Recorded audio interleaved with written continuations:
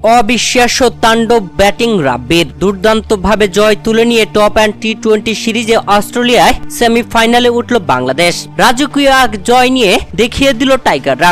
দর্শক, অস্ট্রেলিয়ার top and টি-20 সিরিজে নিজেদের ষষ্ঠ ম্যাচে পার্থ স্কোরচার্সের বিপক্ষে খেলতে নামে বাংলাদেশ এসপি দল, যেখানে এই ম্যাচে পার্থ স্কোরচার্স আগে ব্যাট করতে নেমে শুরু থেকেই তাণ্ডব ব্যাটিং করেছিল।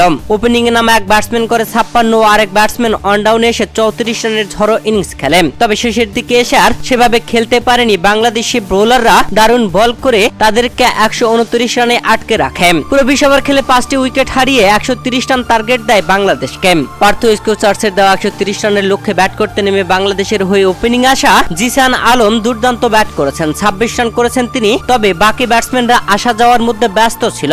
এরপরে আকবর আলী এসে 35 রান করেন ও শামীম হোসেন পাটোয়ারি করেন 16 রান। শেষ দিকে এসে বাংলাদেশের জয় পাওয়াটা কষ্টকর হয়ে যাচ্ছিল। তবে 18তম ওভারের প্রথম 3 বলে 3টি বাউন্ডারি হাঁকিয়ে মাহফুজুর রহমান রাব্বি দুর্দান্তভাবে বাংলাদেশকে জয়ের স্বপ্ন দেখান। তবে সেই স্বপ্ন শেষমেশ সত্যি হয়েছে। বাংলাদেশ 3 উইকেটের জয় তুলে নিয়েছে 3 বল হাতে থাকতেই। পার্থ স্কোরচার্সের বিপক্ষে এই ম্যাচে দুর্দান্ত জয় তুলে নিয়ে বাংলাদেশ টপ অ্যান্ড টি-20 সিরিজের সেমিফাইনালে জায়গা করে নিল। মাহফুজুর রহমান রাব্বি এই ম্যাচে 13 বলে 32 রানের ঝড়ো ইনিংস খেলেছিলেন।